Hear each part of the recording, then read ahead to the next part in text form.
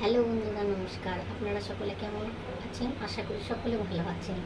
আমিও ভালো আছি। তা আমি আজকে এই মাছের, এই যে বড় বড় মাছের আমি আজকে ঝাল করব। তা মাছগুলোকে আমি ভালো করে ধুয়ে নিয়েছি, ধুয়ে নুন হলুদ মাখিয়ে নিয়েছি। এবার আমি গ্যাসটা জ্বালাই, কড়াটা বসিয়ে দিলাম আর কড়াইয়ে তেলও ঢেলে দিই।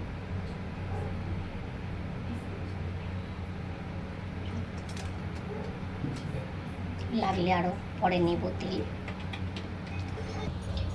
আমার তেলগুলো গরম হয়ে গেছে, তেলটা গরম হয়ে গেছে, এবার মাছগুলো ভেজে নিচ্ছি।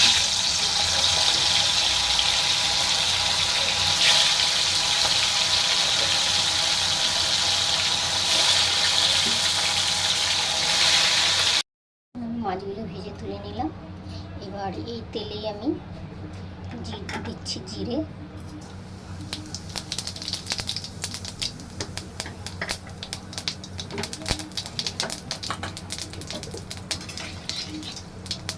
দিলাম পেঁয়াজ, কুচনো পেঁয়াজ দিলাম। এর সঙ্গে দিচ্ছি অল্প একটু সামান্য চিনি দিলাম।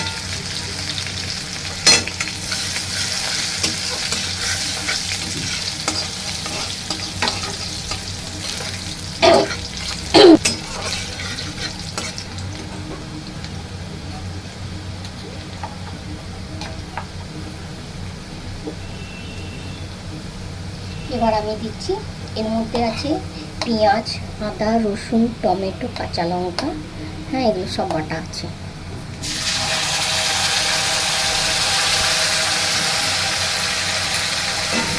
আটাগুলো আমি বানতে না কেন,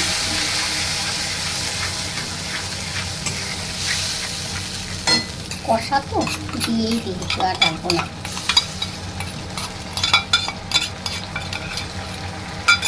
বাকিটা দিয়েছি, জল দিয়ে দেবো পরে।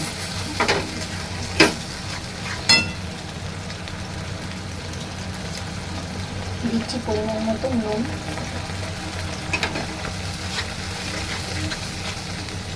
আর এর মধ্যে দিয়ে দিচ্ছি জিরে গুঁড়ি, ধনে গুঁড়ি আর কাশ্মীরি লঙ্কা গুঁড়ি হলুদ।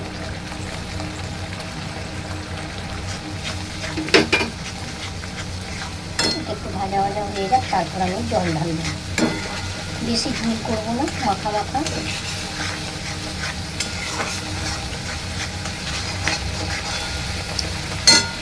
এটা ভাজা ভাজা হয়ে গেছে, তা আমি একটুখানি এই মশলা ধোয়া বাটির জলটা দিয়ে দিচ্ছি। আর একটু জল দেব।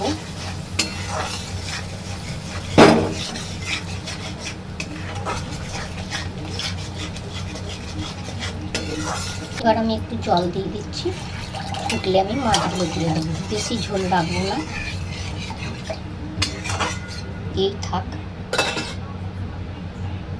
একটু ফুটুক, তারপরে আমি মাছগুলো দেবো।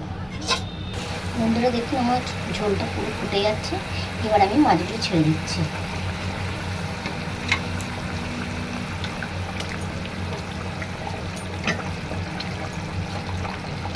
আর এবার একটুখানি আমি থাল দিয়ে ঢেকে দিই, হ্যাঁ 5 মিনিটের জন্য ঢেকে দিচ্ছি, কারণ আমার হয়ে যাবে তখন ঝোলটা।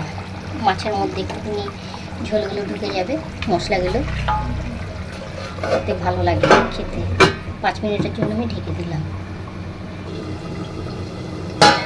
হ্যাঁ বন্ধুরা, এবার ঢাকনিটা আমি তুলে দিচ্ছি। 5 মিনিট হয়ে গেছে। এই আমার থাকবে ঝোল। এটা ভাতের সঙ্গে রুটি খেতেও ভালো লাগবে, আর রুটির সঙ্গে খেতেও ভালো লাগবে।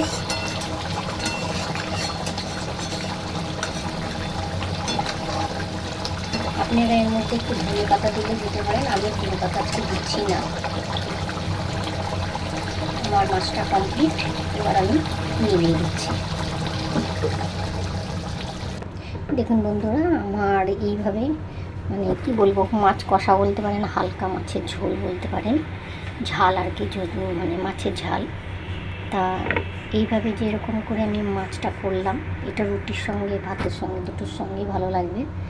তা এইভাবে করবেন, আর ভালো লাগলে অবশ্যই লাইক কমেন্ট শেয়ার করবেন। নমস্কার, সকলে ভালো থাকবেন।